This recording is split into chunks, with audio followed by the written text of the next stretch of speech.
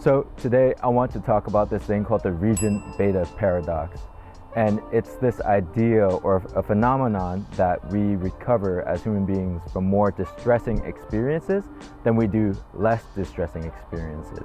Let me give you an example. So let's say you're working a dead-end job, you've been there for 5 years, your career isn't really progressing, you don't really like the work, you don't really like your coworkers, but it pays the bill and the job is just okay.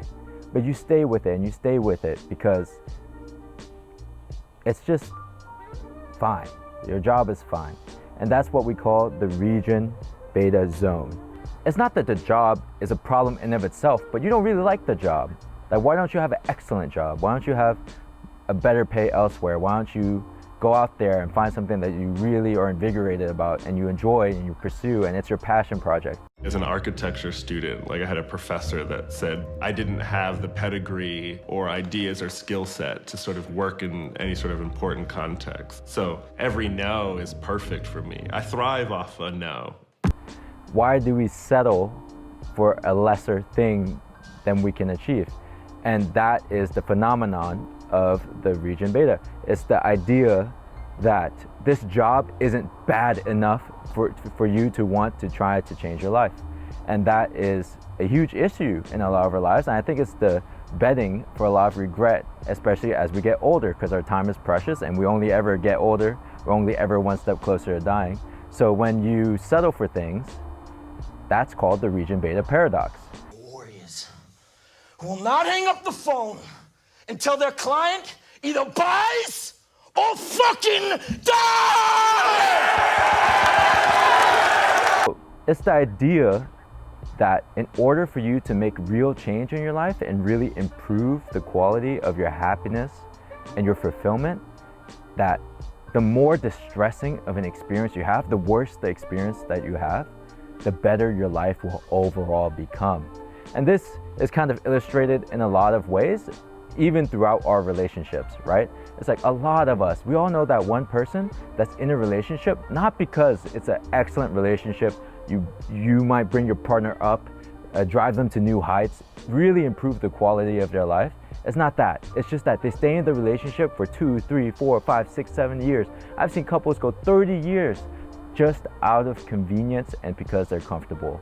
Not the fact that it's an excellent relationship, it's just mediocre. But it's that idea that it's not that bad of a relationship and therefore I don't need to make any changes in my life. And I think that is an awful way to think about things.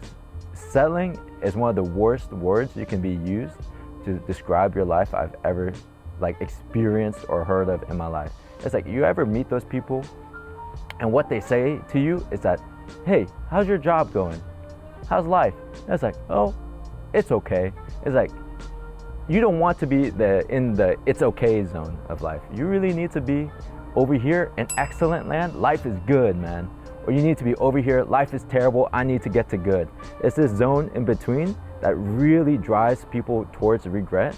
And I don't know if you've seen the blog post, I forgot her name, I'll insert it here. But she was an oncology nurse and she was talking about the things that old people regret the most before they die.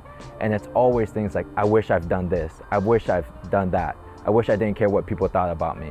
And if you're willing to move yourself out of your comfort zone, out of region beta, and start gaining some real traction in your career, your personal relationships, your life, and take risk and not always be comfortable with just what you are experiencing, even if it's only slightly bad, then I believe that you will be able to live a much happier and fulfilling life. And there's a saying, right? It's like, the pain of regret is less than the pain of discipline. So my goal of making this video was to get you guys to understand that recognize your bad situation, even if it's not that bad, it's still a bad situation, right? It's not a pleasurable situation. And you should be able to recognize the problem and get out of region beta on your own. So don't be a beta, essentially. But yeah, and this is also a message of support. I live up here in Seattle, so all my friends getting laid off left and right. And if you're watching this video and you recently got laid off, my boy, I know I probably said to you already, or my girl, I know I probably said it to you already, but like, you're out of your region beta, life is distressing enough, you got laid off, you're going to find a nicer, better job. Trust me, it happens to everybody. It happened to me, it happened to my dad, it happened to all my family members, and you are next. You will find a better situation than the one that you were forced out of. I promise you that. And yeah, thanks for watching, guys. I hope to see you in the next one. Peace out. Bye bye.